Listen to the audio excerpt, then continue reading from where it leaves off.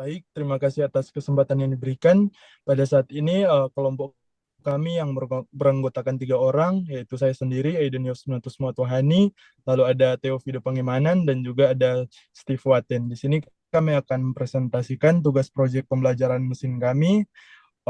Dan untuk langkah pertama, di sini kita akan melakukan import libraries. Lalu di sini beberapa library yang akan kita gunakan. Yang pertama itu ada Pandas dan MP sebagai data manipulation, lalu ada Matplotlib dan Seaborn visualization, lalu ada Scikit-learn machine learning algorithm, lalu ada XGBoost, lalu advanced ML algorithm, lalu ada imbalance learn, handle imbalance data. Lalu pertama kita akan melakukan inisialisasi lingkungan kerja, di mana kita akan menginstal dan mengimport library standar seperti Pandas dan NumPy untuk pengelolaan data. Lalu untuk Matplotlib dan Seaborn untuk visualisasi grafik, serta Scikit-learn dan XGBoost sebagai algoritma machine learning utama. Lalu di sini kami juga akan menginstal imbalance learn untuk menangani ketimpangan data nanti. Lalu kita lanjut ke bagian data understanding. Di sini pada tahap ini kita akan membuat dataset langsung dari repository UCL dan melakukan explore awal ke IDA untuk memahami struktur, tipe data, dan distribusi target. Di sini kami akan mengambil dataset langsung dari repository UCL menggunakan kode ini agar reproducible di Google Colab siapa saja tanpa perlu upload manual. Dan juga di sini dataset ini memuat sekitar 4.424 data mahasiswa dengan 37 fitur seperti demografi, sosial ekonomi, dan nilai akademik. Lalu data berhasil dimuat dan kami menampilkan 5 baris pertama untuk memastikan formatnya sesuai. Bisa dilihat di sini. Lalu setelah itu kami lanjut ke tahap berikutnya.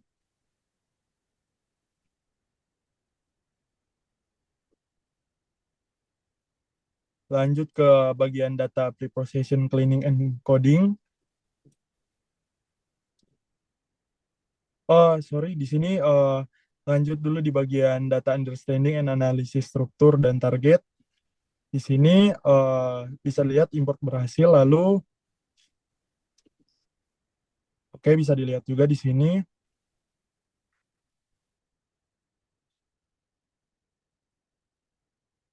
Bisa dilihat di sini data-data yang sudah ada, datasetnya.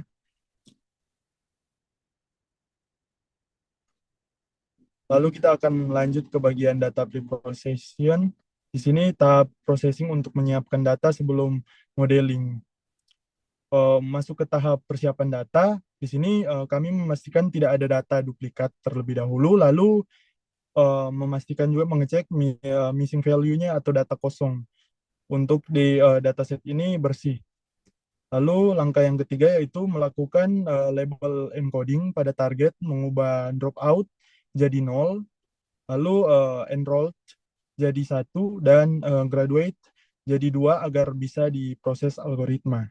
Dan yang terakhir kami memisahkan fitur X dan targetnya yaitu Y.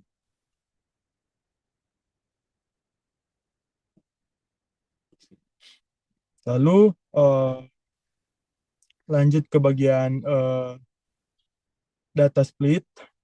Di sini data split kami akan membagi data menjadi 8% untuk training dan 20% untuk testing. Lalu yang kami lakukan itu menggunakan parameter stratify yaitu Y, alasannya agar proporsi kelas atau dropout dan graduate di data latih dan data uji tetap sama dan seimbang, sehingga mencegah model model belajar dari distribusi yang salah. Lalu grafik di bawah, saya lihat ada grafik di bawah sini menunjukkan distribusi kelas yang konsisten antara train dan juga test set.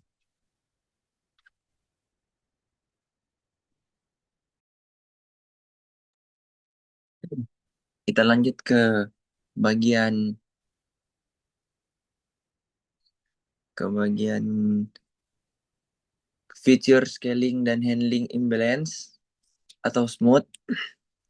Penjelasannya bisa dilihat pertama ada scaling. Kami menggunakan standar scalar untuk menyamakan skala data numerik agar algoritma seperti garis logistik bekerja optimal. Yang kedua ada smooth. Karena tadi datanya tidak seimbang, kami menggunakan teknik oversampling smooth pada data training. Nah, kita bisa lihat pada grafik di bawah. Perhatikan grafik sebelumnya dan data tidak ke kiri setelah smooth ke kanan. Semua kelas memiliki jumlah sampel yang sama, yaitu 1.767 sampel, sehingga model belajar mengenali setiap status mahasiswa dengan adil. Yang kita lanjut ke modeling training tiga algoritma. Nah, di sini kami melatih tiga model berbeda untuk perbandingan. Yang pertama ada logistic regression, yaitu sebagai baseline model yang sederhana. Yang kedua ada random forest, model ensemble yang kuat terhadap noise. Yang ketiga ada XG boost, algoritma boosting yang biasanya memberikan akurasi tertinggi. Yaitu hasil sementara bisa kita lihat di bawah. Hasil sementara menunjukkan random forest dan XG boost bersaing ketat dengan akurasi di atas 76%. Selanjutnya ada model evaluation atau ROC atau AUC. Untuk evaluasi yang lebih mendalam, kami tidak melihatkan akurasi tapi juga melihatkan kurva ORC atau AUC. Kurva ini mengukur seberapa baik model memisahkan antar kelas sebagai XGBoost dan random forest atau memiliki AUC mendekati 0,90 untuk kelas graduate dan dropout, yang artinya model sangat baik membedakan mahasiswa yang akan lulus atau DO. Kita bisa lihat di sini ada ROC curves logistic regression-nya. Kita lanjut ke feature importance analysis. Ya, feature importance analysis ada menggunakan feature importance dengan random forest dan XGBoost terlihat pola yang jelas. Insight-nya nilai semester 2, curricular, units, SMES 2ND SMES, SEM, sorry, 2ND SEM, dan pembayaran uang kuliah, tuition fees adalah indikator terkuat. Ini masuk akal secara bisnis, performa akademik terakhir, dan status keuangan adalah sinyal utama. Dan setelahnya itu ada model selection. Penjelasan ini berdasarkan semua numerik, akurasi, F1 score, dan AUC. Kami membandingkan ketiga model ini, yaitu kami memilih Random Forest sebagai base model, dan skornya mirip XGBoost. Random Forest sedikit lebih unggul dalam rekal untuk kelas minoritas, dan waktu trainingnya cukup efisien.